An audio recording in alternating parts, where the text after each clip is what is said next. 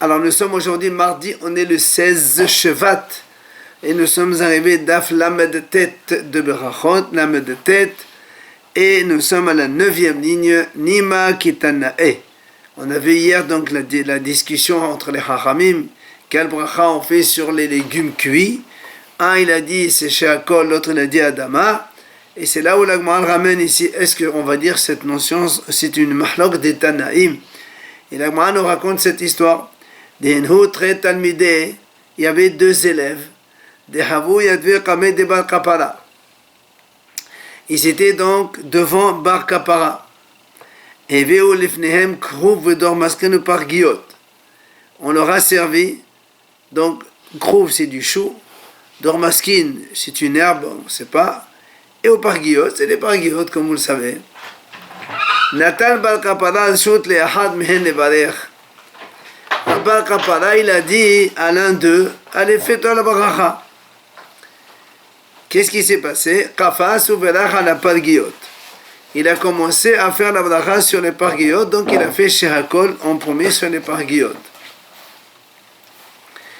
Et la Gemara raconte, l'autre élève, il s'est un peu moqué, enfin il a rigolé, il s'est moqué de lui. Comment tu fais ce bracha comme ça, Shehakol en premier? Et la Gemara nous dit, Kaas Bar Kapara. Bar Kapara, lui, il s'est mis en colère. Après, il dit, Amar, il a dit Bar Kapara, je ne me mets pas en colère sur celui qui a fait la bracha. Et là, je me mets en colère sur l'autre qui s'est moqué de lui. Pourquoi? Parce que, comme vous comprenez, il y avait là-bas du chou et donc c'est donc de toute façon le chou c'est un légume. Donc il y avait Adama et Sheakol. Il fallait savoir par quoi commencer. C'est pour ça que Bar Kapara dit, moi je me mets en colère contre celui qui a rigolé. Pourquoi? Parce que celui qui a mangé les parguillotes en premier, il a fait un Sheakol.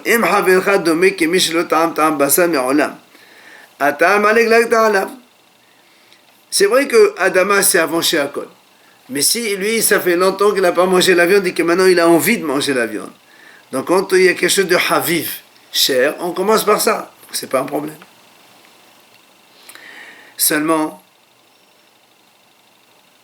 Hazar Me'ama, après Bar Kapara, il a changé. Il a dit, je ne me mets pas en colère contre celui qui a rigolé, qui s'est moqué. Mais je me mets en colère contre celui qui a fait la bracha. Pourquoi? L'Amad, il a dit, ça veut dire, même s'il n'est pas haram, il y a quand même zikna, c'est-à-dire, moi je suis le maître, je suis ici. Il aurait dû me demander la question, par quoi commencer? Et l'Agma dit, Tana ushnehem lohuse ushnatan. Tous les deux, ils n'ont pas fini leur année. Alors donc l'Agma dit, quel est le problème? Maï, quoi? N'est-ce pas que toute la discussion allait sur cela? Que quoi?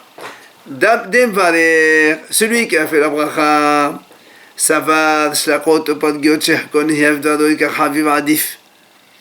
celui qui a fait donc Sheakol au début, il pensait que les légumes cuits c'est Sheakol, les parguillotes c'est Sheakol, comme tous les deux Sheakol. Il fait celui qu'il veut, on préfère. Comme nous on a la lacha comme ça, on a deux Haetz ou deux Adama, on fait ce qu'on a envie.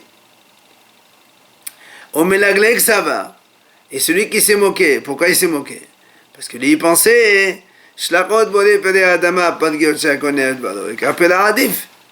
et donc l'autre il pensait, comme les légumes cuits c'est Adama et que les parguillotes c'est Sheakol, il fallait commencer par Adama en premier.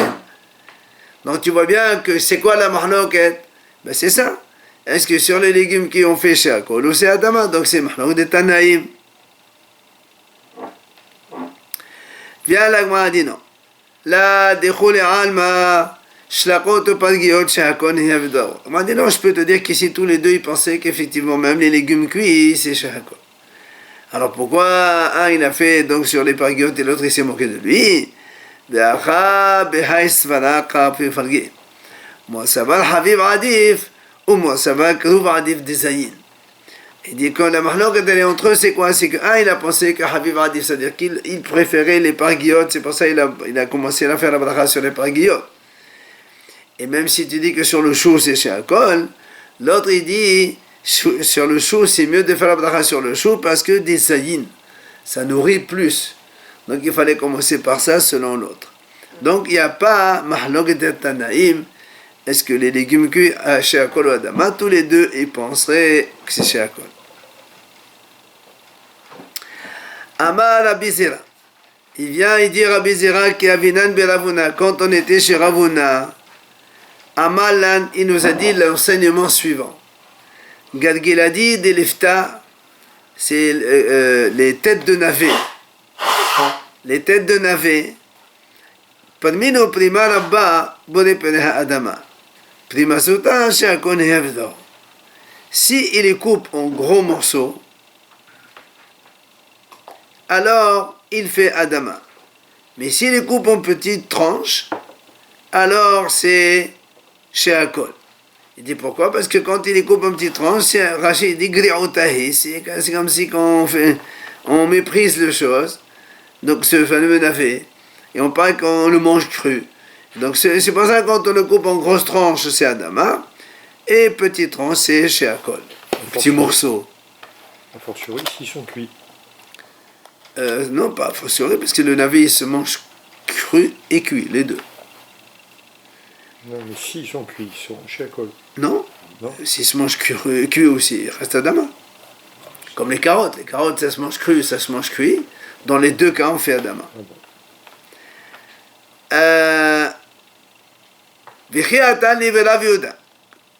Donc Rabbi Zera dit, après quand on est venu chez Rav Yehuda, Amalan il nous a dit non. Et DVD Bodé Pele Adama, que l'on fasse des grosses tranches ou des petites tranches, c'est toujours Bodé Pele Adama. Et tu sais pourquoi alors on les coupe en petites tranches? Il dit c'est pour mieux donner du goût. Donc c'est pour ça qu'on le coupe en petites tranches. Mais ça reste la bracha adama dans les deux cas. Amar Ravashi. Il a dit à Ravashi qu'Avinan Berav Kahana, quand on était chez Rav Kahana, il nous a dit Amalan, Tafshilat de Salka, de la Mavshuba Kemha Bore Pereha Adama. De l'ifta de Mavshuba Kemha Tfe Bore Mine Mezonot. Il nous a dit la chose suivante. Un plat de épinards. De la Mavshuba Kemha, on ne met pas beaucoup de farine. Alors on fait Bore Pereha Adama. Par contre, des lefta, un plat de navet, des mafshoba, on met plus de farine, beaucoup plus de farine dedans, tfé. Alors, boré mine mezonot. Ça, c'est ce qu'il nous a dit Rav Kahana. Ve'adaraman, après, il s'est ravisé, il a dit non. Et des boré pede adama, dans les deux cas, on fait adama. Et alors, pourquoi dans le plat de navet où il y a plus de farine, tu fais adama? Dit, tu sais pourquoi ils mettaient plus de farine dans le plat de navet? C'est pas pour donner du goût, mais c'est pour coller apparemment les navets entre eux. Enfin, c'était le plat qu'ils faisaient pour que ça colle. Et quand le mézonot il sert à tenir, donc il n'a plus la bracha qui lui est donc nécessaire. Amar Rav Hasda. Il a dit Rav Hasda tafshil shekradin, un plat d'épinards, donc les épinards qu'on fait. Il a fait la lèvre vetov la'inaim, c'est bon pour le cœur et c'est bon pour les yeux. A fortiori que c'est bon pour les intestins. Amar Abaye, il a dit Abaye, quand est-ce qu'on dit cela? Que donc ces plats d'épinards ils sont bons pour le cœur, les yeux et le ventre. Vého, déativ, avetafé ve'avet tortor. Il dit c'est quand on le laisse bouillir, c'est-à-dire mijoter, et comme tu entends comme ça quand ça voilà, ça bout ça mijote, dans l'eau ou dans l'huile? ça fait dans le Dans l'eau ou dans l'huile? Les épinards, c'est des épinards comme tout le monde le sait. Il y a d'abord de l'huile, après il y a de l'eau. Amara papa Pshitali, il dit à papa comme ça. Moi c'est évident pour moi que Maya de Salka, c'est-à-dire si je fais un bouillon, Oui, il dit à plus forte raison d'extrême. c'est bon pour le ventre. Oui, mais pourquoi? Si c'est bon pour le cœur, pour les yeux, donc c'est sûr que pour l'estomac, c'est fait l'histoire. Si on te dit que c'est bon, pour que ça s'absorbe, il faut que ça passe d'abord par l'intestin. Donc il a dit à Papa Pshitali, il est évident pour moi que Mayad descendra, que sera. C'est-à-dire si on fait un bouillon de pinard, on fait bouillir les épinards, et on boit que l'eau seulement, alors on fera la même bracha que si on mangeait les épinards, donc on fera Adama sur le bouillon d'épinards. Mayad et lefta et le bouillon des navets, comme le navet, Mayad et rolo sharqi qui rolo sharqi. Et de tous les légumes, quand on les fait bouillir, après on boit que de l'eau de bouillon dont on a obtenu. Avec ça, on fera la même bracha que les légumes, donc c'est-à-dire Adama. Barré la papa, vient la papa, il pose une question. Il dit Maya de Shifta. Maï. Si on fait un bouillon avec Shifta, c'est l'anis. Vous savez, les herbes là qui donnent du goût, là, on vend fenouil, voilà. Hein, l'anit, il a dit. L'aneth, ça s'appelle. Voilà, si on fait un bouillon avec des herbes pareilles. Alors il lui dit Maï, c'est quoi la bracha? Est-ce que les matoketa ma'avde, c'est pour donner du goût et automatiquement on va faire donc Adama sur le bouillon obtenu dans l'eau, ou bien les avodezama avdela, ou bien c'est pour enlever les mauvaises odeurs ou les mauvais goûts, et pour donner c'est pas pour donner le goût, c'est pour enlever les mauvaises vapeurs, hein? Voilà, le fumée, tout ça, voilà. Alors l'agma le répond, et donc dans ces cas-là ça sera chez Akol cette eau-là. Alors donc question Adama chez Akol sur cette eau d'aneth. Tachema, l'agma essaie de répondre. Elle lui a dit, c'est marqué dans la Mishnah, Hashevet, Meshenat Natam, Berdera, Eba, Mishum Tedoma, Veena, Metamea, Tomato, Chalin. Shmamina, les Matoketa, Maavdila, Shmamina. Il dit comme ça, donc cette herbe-là qui s'appelle donc l'anis ou l'aneth, dès que on a fait cuire donc dans un repas, et après on la sort. Donc ce qu'on sort là-bas, la feuille qu'on a sortie, il n'y a plus de trauma, d'interdiction de trauma. Pourquoi? Parce que elle a donné tout le goût dans le repas. Du coup, après tu as une tige de trucs qui rien, voilà. Donc du coup, il n'y a plus de trauma là-dessus. Et elle ne prend plus l'impureté des aliments. C'est comme si c'est plus un aliment, quoi. Donc l'agma a dit, on déduit de là que quoi? Que donc tout le goût de la nette, elle passe dans le repas. Donc les là, donc c'est pour donner du goût dans le bouillon, dans le plat qu'on est en train de faire. Et donc shmamina, c'est donc la réponse à la question qu'on fera Adama sur cela. Amar Rav Hiya Barashi. Il a dit Rav Hiya Barashi, Pat Snuma Bakara. Si on prend du pain sec et on met dans le repas, dans un plat. Mettons des tranches de pain sec qu'on met dans un plat. Mais Valchen Alea Hamotzi. On fait motzi. Et Rav Hiya Barashi, Oufliga de Rabbi Hiya. Il n'est pas d'accord, donc il est en divergence avec Rabbi Hiya. Pourquoi? Parce que D'Amar Rabbi Hiya, c'est-à-dire Shetikli Bracha et Mapat. Rabbi Hiya, lui, il dit quand on fait motzi, on ne fait que quand le pain il est entier. Et la bracha, elle se termine avec le pain. Quand on fait motzi, le pain il est encore entier. Mais s'il est déjà tranché, on ne fait plus motzi. Alors, Patriv la Rava, il vient Rava, il objecte, il dit, je comprends pas. Pourquoi tu as dit que quand le pain il est en tranche, on ne fait pas motzi? Parce que quand la bracha, elle se termine sur des morceaux déjà coupés. Alors il lui dit, mais alors dans ces cas-là, il lui dit, même quand on fait la bracha sur un pain, quand on finit à Moshe le pain il est déjà coupé. Ça veut dire que ça change que tu le coupes maintenant ou qu'il est déjà coupé avant. C'est la même chose. C'est pour ça elle a marava. Mais valer c'est pour ça que Rabbi dit non. Quand on fait motzi, On fait d'abord la bracha, on finit toute la bracha sur un pain entier, et après on coupe le pain. Pour montrer qu'il y a une différence entre le pain entier et le pain en tranches. Bon, c'est pas la halakha. Eux, ils faisaient comme Rabbi Hiya. Mais là, il est grillé le pain. Bah, il, c'est il, du est pain. pas, il est pas frais, il est grillé. Non, il a est dit dur. pas de snouma, c'est tsnimim, c'est des pains secs, oui. Effectivement, c'est des tranches de pain. Donc, eux, ils faisaient comme Rabbi Hiya, que lui, il a dit donc qu'il faisait mezonot sur les pains tranchés. Et Hachamim, il faisait comme Rava. Donc, il faisait toute la bracha, et après, il coupait le pain. Amar Ravina, il a dit Ravina, Amra li'em. La mère, elle m'a dit, Il y a deux Rafria. Rav Hiya Barashi et Rabbi Hiya. Oui. Alors, il a dit Ravina, Amna li'em. Donc la mère, elle m'a dit, Avour Avid ki Rabbi Hiya. Ton père, il faisait comme Rabbi Hiya. Qu'est-ce qu'il a dit?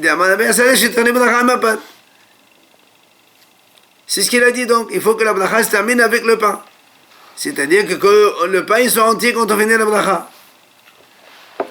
Mais la banane avdei kelava. Et les hachamim, eux, ils font comme Rava. Velchita kelava d'ama. Donc là, la est comme Rava, comme on a dit. Donc d'abord, on finit la bracha et après, on coupe le pain. Itma l'agmal dit. Si on a amené devant quelqu'un des morceaux de pain, et il y a aussi des pains entiers. Ça veut dire, on a ici des morceaux de pain, par exemple, mettons une grosse tranche, et un petit pain à côté, entier. Alors quel bras sur lequel il faut faire la bracha? Sur celui qui est entier, même s'il est petit, ou sur celui qui est gros, même s'il est en tranche. Amar Ravuna, mais Ravuna lui dit, on fait la bracha sur les morceaux qui sont plus grands et pas sur le petit qui est entier. Ça c'est Ravuna. Rabbi Yochanan Amar, chez les mains, mitzvah min hamufhar. Rabbi Yochanan dit non, on prend celui qui est entier, c'est mieux. Donc on fait la bracha du moti sur celui qui est entier. Aval, il dit mais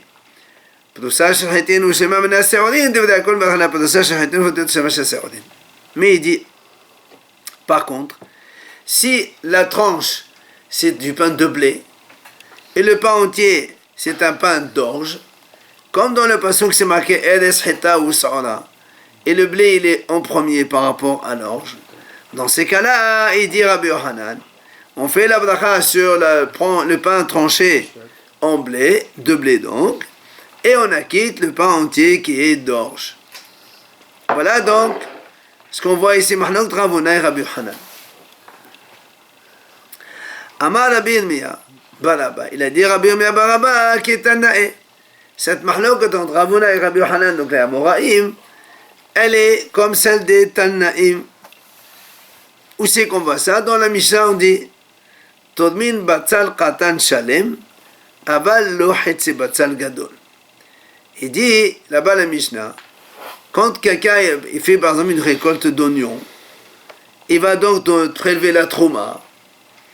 Il vaut mieux donner un petit oignon entier plutôt qu'un gros, moitié d'un gros.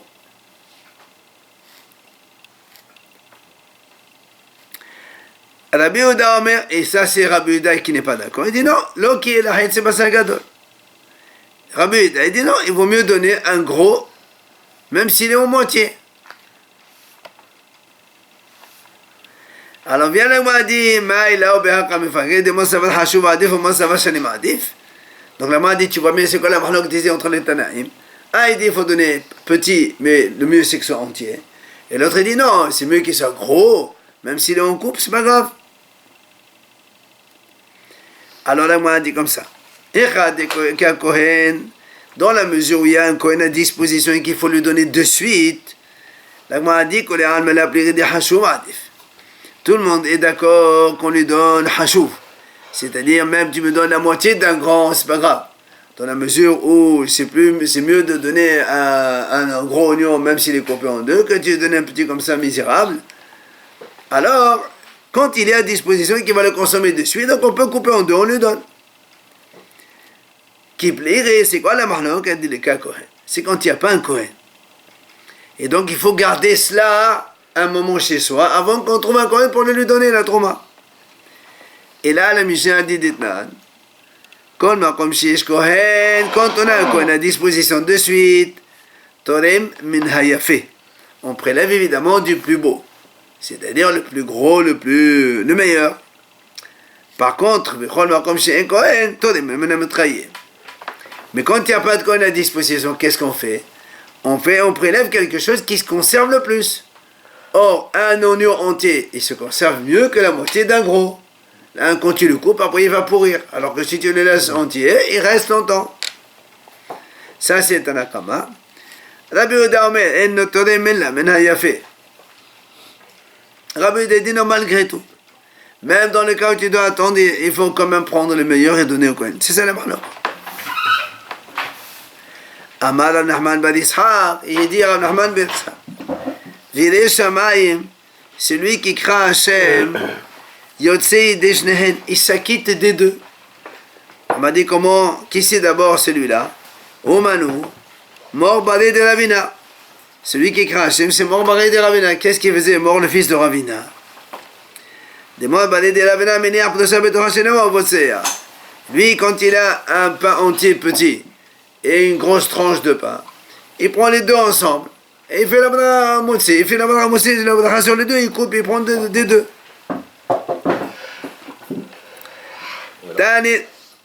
Voilà, c'est ça, il craint les deux, il fait les deux.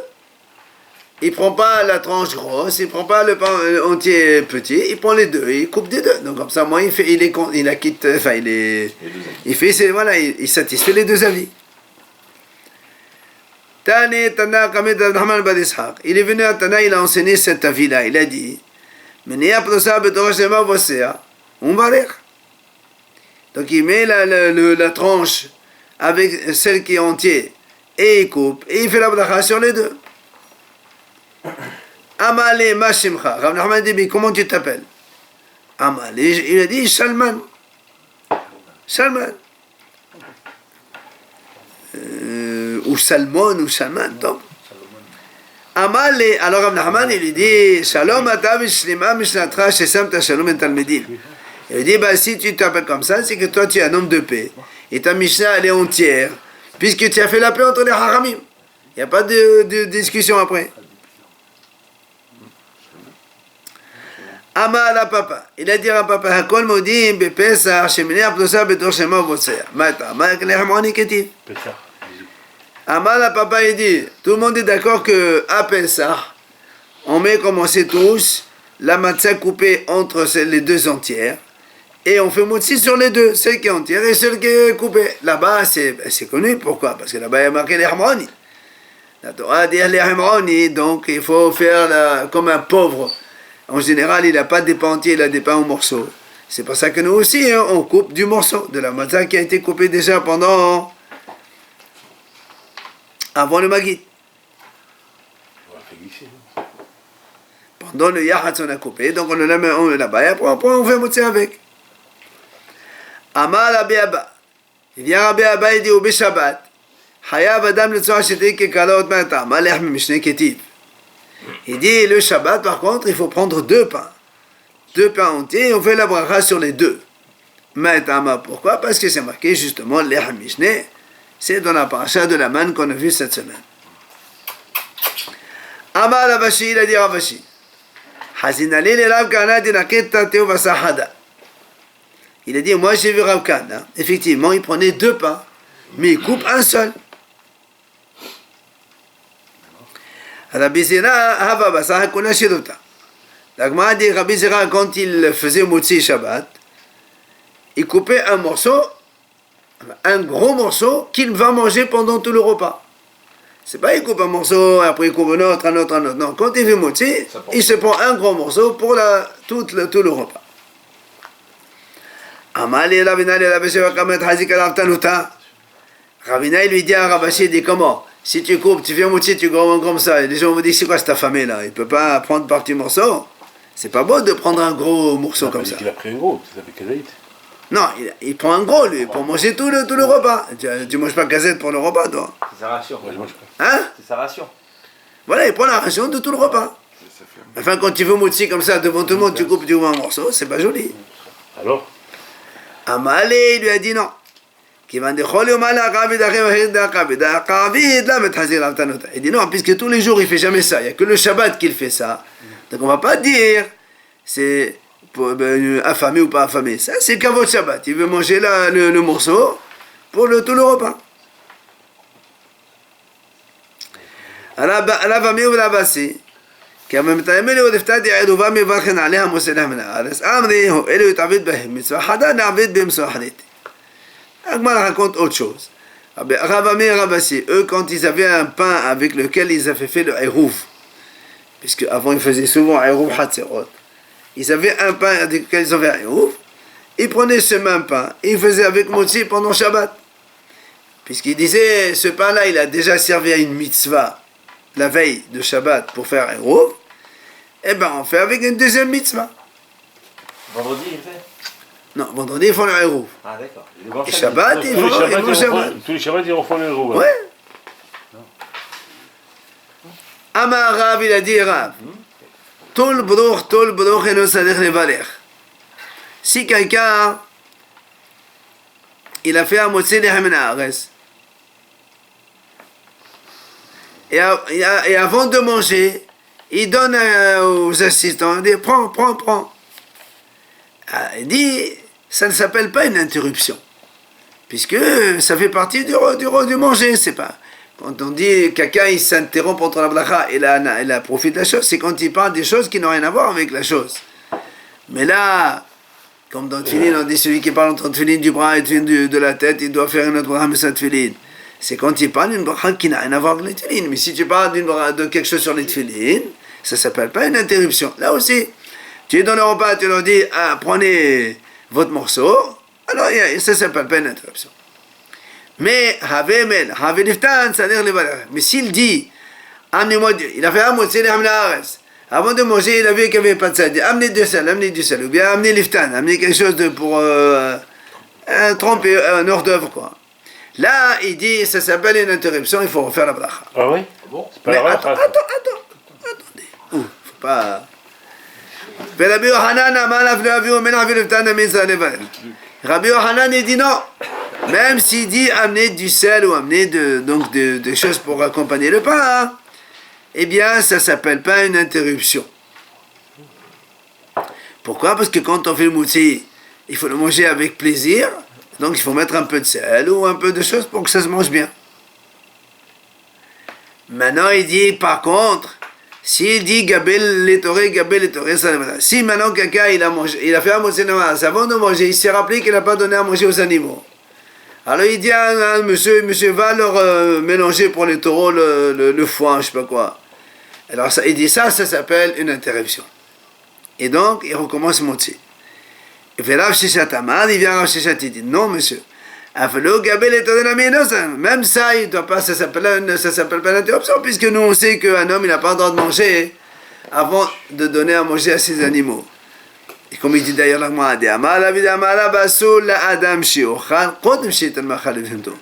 donc il est interdit de manger avant de donner à manger à son animal. S'il a fait motzi, il s'est rappelé qu'il n'a pas donné aux animaux, il n'a pas le droit de manger. Donc il faut d'abord qu'il lui dise, avant même de mettre la bouchée de pain dans la bouche, il dit va donner à manger au taureau. Shenema, comme c'est marqué dans la Torah, comme le pasuk dit. Donc d'abord, donc tu donnes les herbes à ton animal, et après c'est marqué, après il y a marqué, donc tu mangeras et tu te rassisieras toi-même. Ils disent, par contre, pour boire, l'homme il devance l'animal. C'est marqué dans la Torah, pour faire boire, l'homme il est prioritaire. Mais pour manger, on commence à donner à manger d'abord aux animaux. Amar Rava Bal Shimon Mishon Rabi Hiya. Il a dit, Rava Bar Shmuel au nom de Rabbi Chia, En abotze ala shay levtsoa ad sheyaviu melach leftan lefne kol echad echad. Il dit, celui qui va faire motzi, il n'a pas le droit de faire avant qu'on amène du sel ou du liftan devant chacun. Comme ça, quand on leur donne le motzi, chacun il peut le tromper et il mange avec plaisir. Rava Bar Shmuel, justement lui-même, il est arrivé donc chez Resh Galuta, c'est-à-dire le grand rabbin de Babel.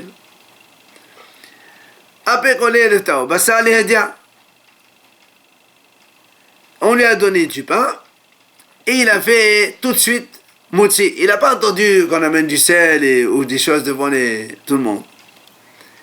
Ils nous dit comment? Tu as changé d'avis? C'est toi-même qui as dit au nom de Rabbi Chia, avant de faire motzi, il faut amener du sel devant tout le monde. Alors pourquoi tu as été trop vite? Attends. Donc ça veut dire que tu as changé d'avis maintenant?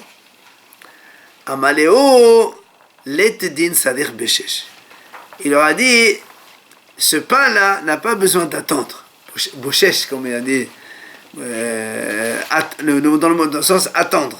C'est-à-dire, il dit, celui-là, il n'a pas besoin d'attendre. C'est-à-dire que le pain qu'on lui a donné, il était bon. Oui. Voilà, il était bon. Apparemment, comme aujourd'hui, dans toutes les mamans, elles mettent du sel dans le pain. Donc tu peux le manger, le pain, même sans sel. À l'époque, pourquoi on mettait du sel? Parce que le pain, il était sans sel. Alors, il fallait le tremper pour que ça ait un peu de goût. Du pain sans sel, c'est pas... Mais aujourd'hui, on met le pain avec le sel. Tu n'as même pas besoin de tremper. C'est vrai que le sod, il dit, donc Kabbalah, il dit, il faut mettre du sel dans la table. Donc, à Kol Korban Tardiv Melach, c'est marqué la table, le repas de l'homme, c'est comme un korban. Et comme dans les korbanot, il y a marqué toujours, tu amènes du sel, alors aussi à la table, aussi, il faut avoir du sel tout le temps. Mais c'est pour ça que lui, il a dit, dans ces cas-là, on n'a pas besoin de sel. Donc, c'est pas que je suis revenu. A priori, il faut amener du sel. Mais si on n'a pas amené et que le pain il est mangeable, alors on peut le manger directement. Donc, c'est pas un problème.